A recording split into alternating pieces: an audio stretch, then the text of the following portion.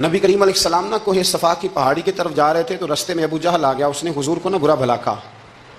میرے نبی کریم علیہ السلام نے نا آج اس کے جواب میں خاموشی اختیار کی اور اس کے ہاتھ میں ڈنڈا تھا, حضور کے سر اقدس پر دے مارا. حضور کچھ نہیں بولے, خاموش رہے, سر پہ ہاتھ رکھا, گھر تشریف لے گئے. وہ لونڈی دیکھ رہی تھی.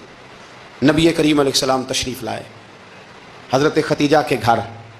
اتنی دیر میں حضرت امیر حمزہ آئے تو اس لونڈی نے نا جناب امیر حمزہ کو مخاطب کیا. چونکہ اس نے حضور کو بھی دودھ پلایا تھا اور جناب امیر حمزہ کو بھی برابر کی محبت تھی, رضائی والدہ تھی. حضرت امیر حمزہ کو دیکھ کے کہنے لگی, امیر حمزہ کہاں سے آ رہے ہو؟ کہا شکار کھیل کے آ رہا ہوں. فرمایا کیا فائدہ تیری بہادری کا, کیا مطلب ہے تیرے اس سارے کارنامے کا, کہا ہوا کیا؟ وہ لونڈی کہنے لگی کہ آج میرے سامنے ابو جال نے ڈنڈوں سے اتنا مارا ہے کہ حضور کے سر اقدس سے خون نکل آیا ہے, خون نکل آیا ہے.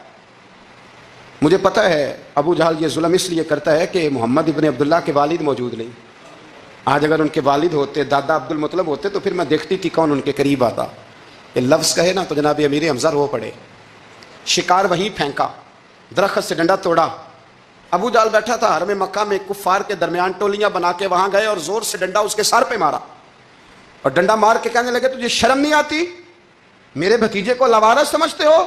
جرت ہے تو ذرا آنکھ اٹھا کے ایک دفعہ دیکھو, میں تمہاری آنکھ نہ نکال دوں. تو کرو ہمت, اگر طاقت ہے بولو. اللہ اکبر. جب یہ لفظ کہے, جب یہ بات کری تو ابو جہل کانپنے لگا. کچھ لوگوں نے چاہا حضرت امیر حمزہ کے معاملے میں مداخلت کرنی, پر کہنے لگا چپ کر دو, تمہیں پتہ نہیں یہ شیر بڑا ہے, یہ دلیر ہے, یہ طاقتور ہے, خبردار کوئی بات نہ کرنا. اللہ اکبر. حضرت امیر حمزہ وہاں سے نہ نکل کے تو سیدہ ختیجہ کے گھر آئے. سیدہ ختیجہ الکبریٰ رضی اللہ تعالیٰ عنہا نا نبی کریم کو مرہم پٹی کر رہی تھی. حضور نے چچا کا چہرہ دیکھا تو آنکھوں میں آنسو آ گئے.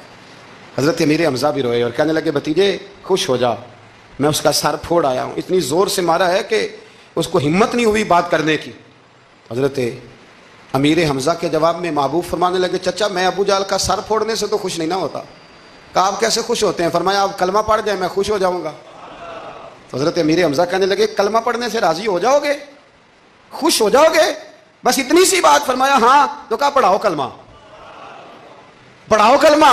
حضرت محبوب کریم نے کلمہ پڑھایا اور جناب امیر حمزہ اسی وقت مسلمان ہو گئے.